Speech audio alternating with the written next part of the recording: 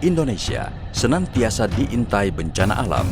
Namun, ada janji pasti dari kondisi alam Indonesia, yaitu suburnya alam Nusantara. Indonesia rentan akan bencana alam banjir karena iklim dan topografinya. Penggundulan hutan dan praktik pertanian yang tidak sesuai mengakibatkan erosi dan meningkatnya sedimen di saluran air. Keamanan air adalah pilar utama rencana pembangunan jangka menengah nasional yang mengedepankan manajemen resiko banjir dan mereduksi dampak kerusakan akibat banjir.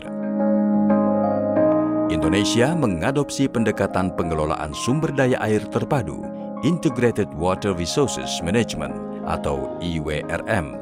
Kementerian Pertanian melalui Direktorat Jenderal Prasarana dan Sarana Pertanian atau Ditjen PSP telah menjalankan pendekatan Integrated Water Resources Management dengan menginisiasi program Flood Management in Selected River Basins atau FMSRB.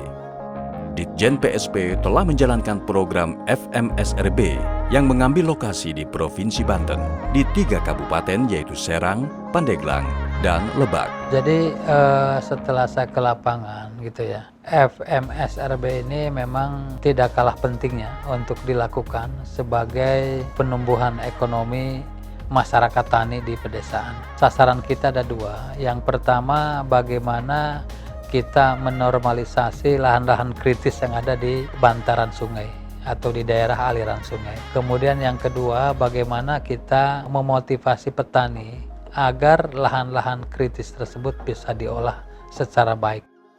Tujuan umum FMSRB diantaranya adalah memperbaiki kondisi lahan pertanian untuk mengendalikan erosi melalui pengelolaan lahan yang lebih baik.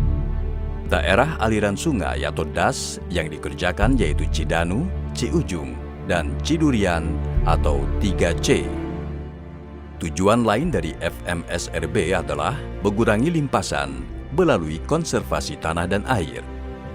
Kegiatan utama dalam rangkaian kerja besar FMSRB dimulai dari pembentukan calon petani calon lahan atau CPCL dan penguatan kelompok tani yang ditargetkan kriteria seleksi dari hal teknis, sosial, dan ekonomi. Kriteria kelompok konservasi ini diantaranya yaitu kelompok tani bersedia berpartisipasi penuh dalam kegiatan FMSRB hingga selesai dan berkontribusi sedikitnya 20% untuk kegiatan konstruksi, operasi, dan pemeliharaan.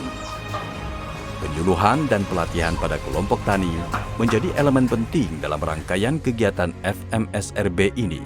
Kita melakukan sosialisasi, melakukan sentuhan-sentuhan teknologi kepada para petani kita untuk melakukan pertanaman multikomoditas. Juga bagaimana kita meningkatkan profitas, meningkatkan produktivitas. Dari misalnya padi rata-rata yang selama ini di desa kecamatan rata-rata misalnya 4 ton per hektar. Bagaimana kita bisa meningkatkan menjadi 5, 6, 7, atau 8 ton per hektar. Tentunya ada sentuhan-sentuhan teknologi kaitan dengan penggunaan benih unggul bermutu dan bersertifikat hasil penelitian Badan Litbang Kementerian Pertanian misalnya kan gitu.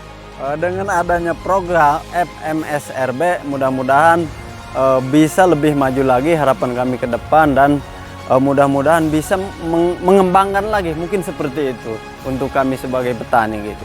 Dan mengetahui apa sih kekurangannya ibaratnya seperti itu. Kegiatan utama FMSRB ini juga mencakup pengembangan dan rehabilitasi jaringan irigasi yaitu embung, dam pari, irigasi perpompaan, sumur resapan, dan rehabilitasi jaringan irigasi desa atau JIDES. Ini ada dam parit ini.